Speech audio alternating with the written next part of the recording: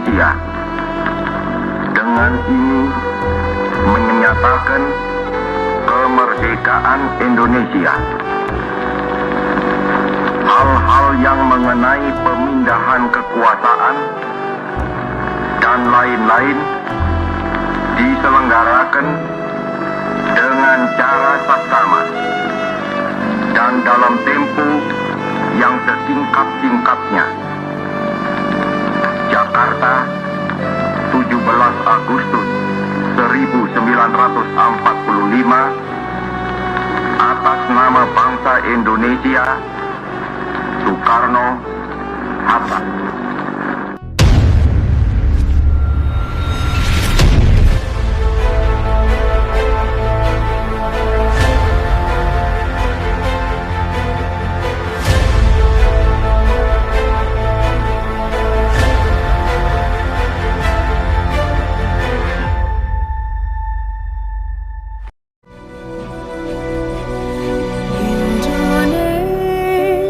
Tanah air beta, pusaka abadi nan jaya.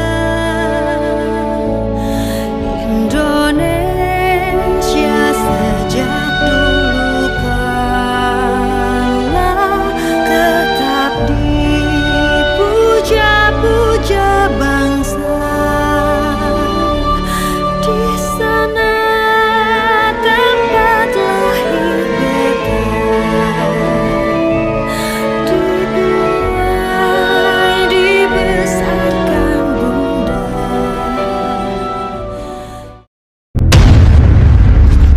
pada tanggal 14 Agustus 1945 jam 8 pagi, seorang penyiar Radio Domei, sekarang RRI, bernama Syahrir bekerja di Radio Domei. Karena Radio Domei telah bersifat internasional, dia mendengar siaran berita internasional dari Amerika.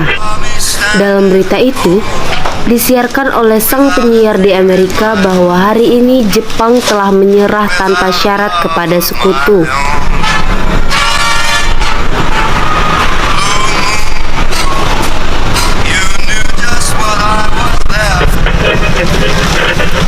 Designated Allied Supreme Commander to accept the surrender of the Japanese. He was met by Lieutenant General Eichelberger, commanding the 8th Army. Astaga, Jepang sudah menyerah kepada sekutu. Aku harus memberitahu kepada Bung Karno dan Bung Hatta. Misi, Bung. Silakan. Bung, bagaimana soal kemerdekaan kita? Bukankah soal kemerdekaan sudah kita serahkan pada PPKI? Tetapi menurut saya kemerdekaan sebaiknya segera dilakukan tanpa melalui PPKI. Karena kita ketahui bersama bahwa PPKI itu merupakan bentukan Jepang. Dan jika kita menyerahkannya kepada Jepang, maka sekutu akan menganggap kita bahwa Indonesia adalah bentukan Jepang. Lebih baik menurut saya bahwa kita harus segera memproklamirkan Indonesia di masa vacuum of power ini, Bu. Vacuum of power? Iya, saya mendengar dari radio Jepang bahwa Jepang telah menyerah tanpa syarat kepada sekutu. Dan ini dapat kita manfaatkan untuk memproklamirkan Indonesia, Bu. Bagaimana kalau kita tanya Bung Karno terlebih dahulu? Ide yang bagus.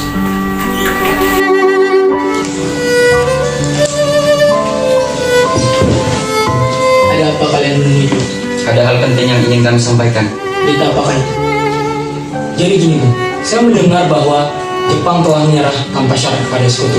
Bagaimana jika kesempatan ini kita manfaatkan untuk memproklamirkan Indonesia, Bu? Saya tidak bisa bertindak sendiri. Kan janggal jika saya memproklamasikan kemerdekaan tanpa PPKI yang saya ketuai. Tapi, Bu, Maafkan saya, Syahrir. Tapi memang memproklamasikan kemerdekaan tidak semudah membalikkan telapak tangan. Jadi kita butuh bantuan PPKI. Karena tidak disetujui, Syahrir berlari ke lembaga bakteriologi di Jalan Pegangsaan Timur untuk berkumpul dengan golongan muda. Saudara-saudaraku, saya mendengar berita yang sangat menggembirakan, yaitu bahwa Jepang telah menyerah kepada sekutu. Saya mendengarnya dari Radio Domei. Itu artinya terjadi kekosongan kekuasaan di negara kita. Ini merupakan kabar yang sangat gembira untuk kita semua. Dengan begitu, itu, ayo segera kita melaksanakan proklamasi kemerdekaan dengan secepatnya. Tapi Bung Karno menolak usulan tersebut karena mereka ingin merdeka dari tangan PPKI. Apa yang harus kita lakukan? Bagaimana jika kita semua Bung Karno dan Bung Hatta untuk membuat mereka segera melakukan proklamasi? Saya sangat setuju dengan usulan karena kita harus cepatnya memproklamasikan kemerdekaan ini. Mereka pun memutuskan pergi ke rumah Insinyur Soekarno dengan membawa rombongan. Yang saat itu kebetulan Insinyur Soekarno tengah berkumpul dengan golongan tua. Pada saat itulah terjadi perdebatan antara golongan tua. Assalamualaikum. Waalaikumsalam. Apakah Bung Karno dan Bung Hatta ada di dalam? Ada, silakan masuk.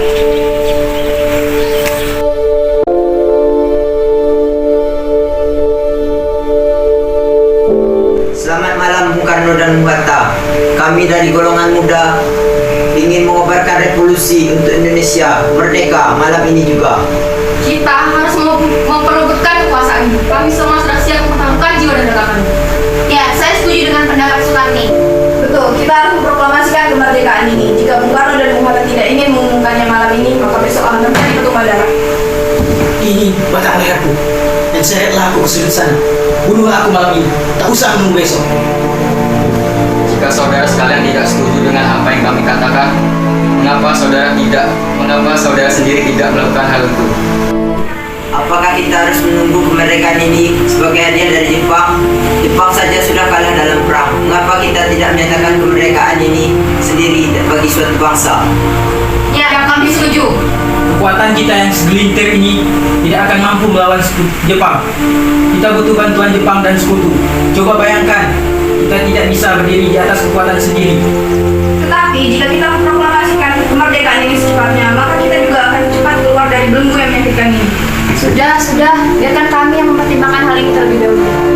Setelah perdebatan antara golongan tua dan golongan muda, golongan tua memutuskan untuk membicarakan masalah tersebut di ruangan yang berbeda. Setelah berunding, semua golongan tua kembali ke ruangan di mana Soekarni, Wikana, dan Khairul Saleh yang sudah menanti mereka. Setelah kami berunding tadi, kami memutuskan untuk tidak tergesa-gesa dalam melakukan hal itu, apalagi tentang kemerdekaan bangsa Indonesia. Setelah usahanya mendesak golongan tua gagal, para pemuda lalu melaksanakan pertemuan di Jalan Cikini 71. Saudara-saudara, sebagaimana yang kita ketahui bahwa Bung Karno menolak segera melaksanakan proklamasi. Lalu apa yang harus kita lakukan? Kita culik Bung Karno dan Bung Hatta, lalu kita desak mereka untuk segera melakukan proklamasi. Culik? Ya, kita bawa mereka berdua dan kita desak mereka. Itu benar, dengan begitu Jepang tidak akan berhasil mempengaruhi mereka. Tapi kemana kita akan membawanya? Bagaimana dengan Rengas Dengklok? Rengas Dengklok itu luas, di mana kita akan menempatkan mereka? Nanti kita pikirkan itu. Sekarang kita pikirkan saja strateginya terlebih dahulu. Pada dini hari, golongan muda pun tiba di kediaman Insinyur Soekarno dan segera menculik Insinyur Soekarno dan Mohatta. Mereka juga memaksa Insinyur Soekarno dan Mohatta untuk menggunakan pakaian tentara Jepang agar identitas mereka tidak dikenali. Golongan muda membawa Insinyur Soekarno dan Mohatta ke Rengas Dengklok. Assalamualaikum. Waalaikumsalam. Maaf, selamat malam. Adakah Bung Karno dan Bung Hatta di dalam? Ada. Selamat malam Bung Karno dan Bung Hatta. Kalian kami culik malam ini juga. Rengas Dengklok. Pakailah pakaian tentara Jepang ini agar identitas mereka tidak dikenali.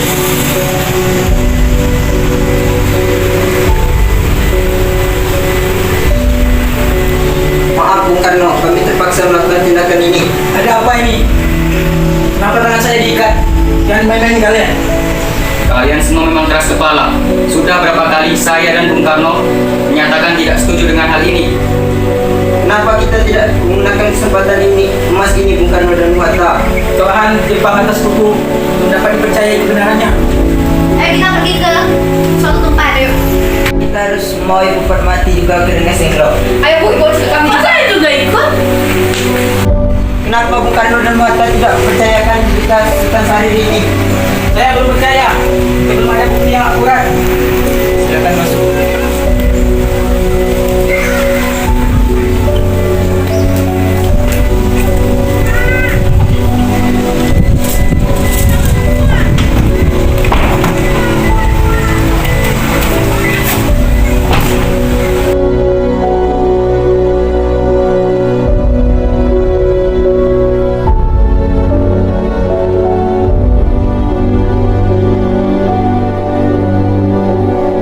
Setelah sampai di Rengas Dengklok, golongan muda tetap bersikeras memaksa Soekarno untuk melakukan proklamasi kemerdekaan secepatnya.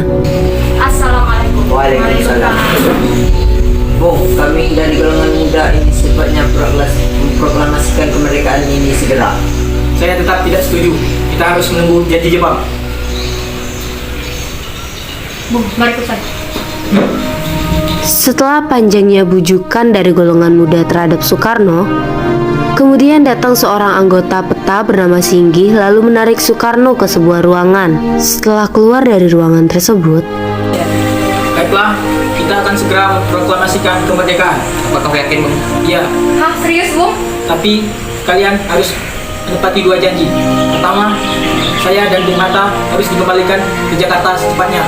Kemudian yang kedua, izinkan saya dan Bung Hatta untuk menemui pimpinan Jepang di Jakarta untuk memastikan kepastian kemerdekaan.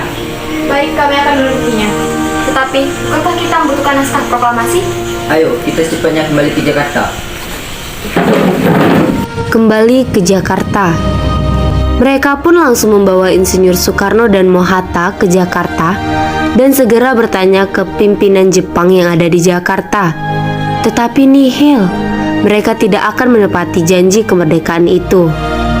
Maka Insinyur Soekarno semakin yakin untuk memproklamasikan kemerdekaan. Akhirnya mereka tiba di Jakarta pukul 11 malam. Ahmad Subarjo membawa mereka langsung menuju rumah Laksamana Maeda.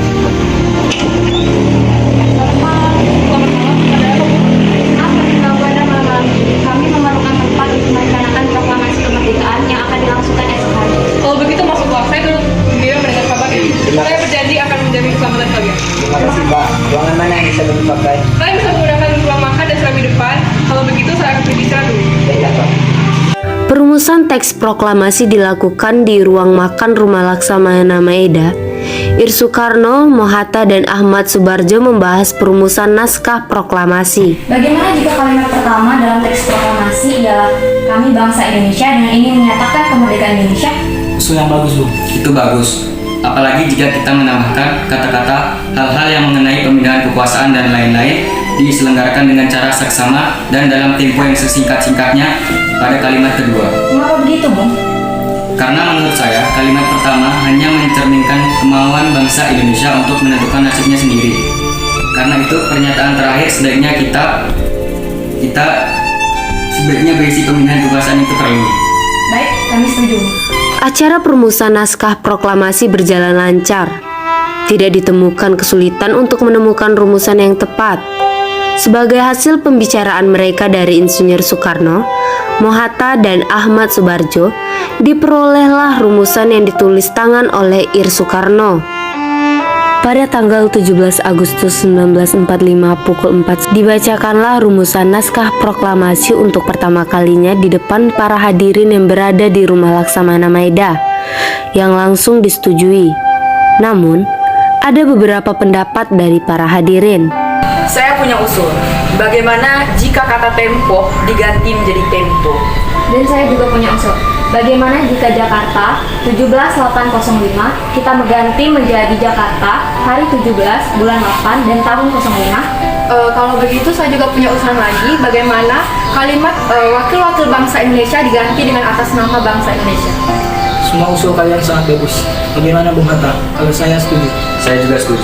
Setelah diperoleh kesepakatan mengenai teks proklamasi, Insinyur Soekarno memerintahkan Sayuti Melik untuk mengetik teks proklamasi. Sayuti Melik, tolong kau ketik teks proklamasi ini. Baik, akan saya ketik dan sempurnakan teks proklamasi ini. Tolong jaga teks proklamasi itu dengan baik. Baik, Bung. Setelah itu, Sayuti Melik pun langsung bergegas mengetik dan menyempurnakan teks proklamasi tersebut.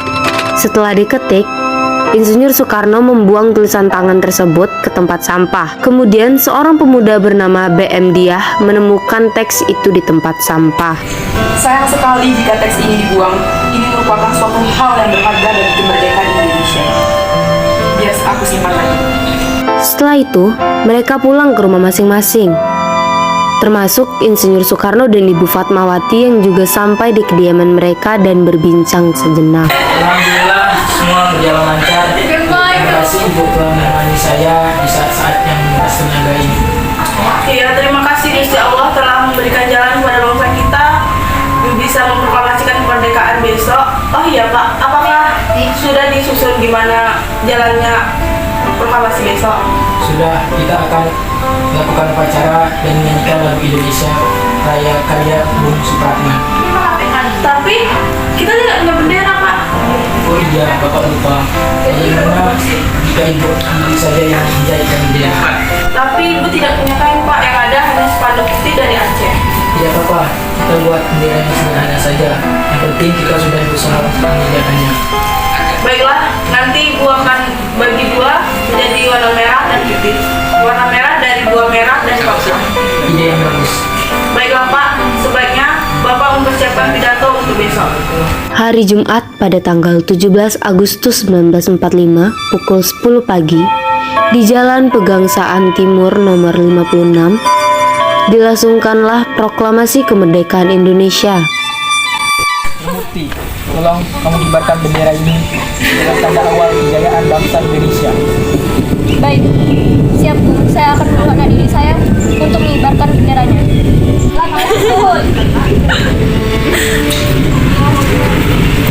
Kalian mendapatkan kesempatan untuk mengibarkan bendera merah putih untuk pertama kalinya dalam sejarah. Siap Komandan, kami tidak akan mengecewakan Anda. Baiklah. Suasana menjadi sangat hening. Insinyur Soekarno dan Hatta dipersilahkan maju beberapa langkah dari tempat semula. Dengan suara yang lantang dan mantap, Insinyur Soekarno pun membacakan pidato pendahuluan sebelum beliau membacakan teks proklamasi.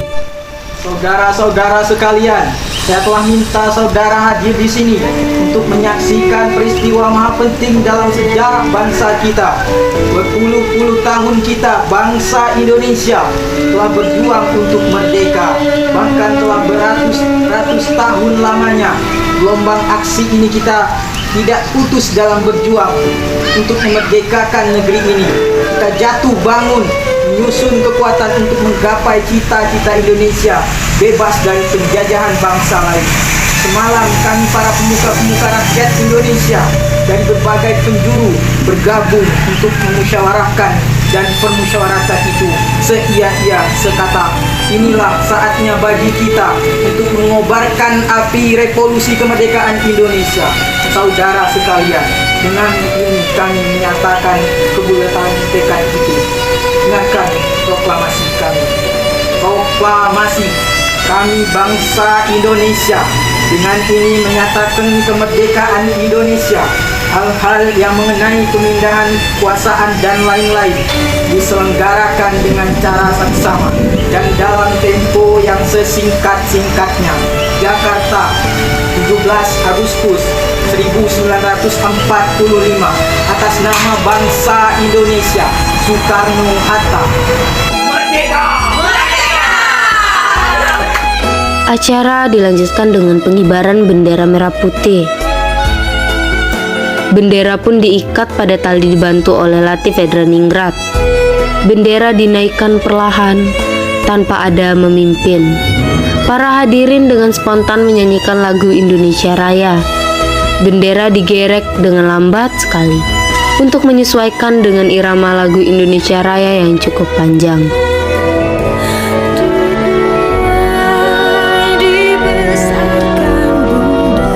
Bangsa yang besar adalah bangsa yang menghargai sejarah perjuangan para pahlawannya.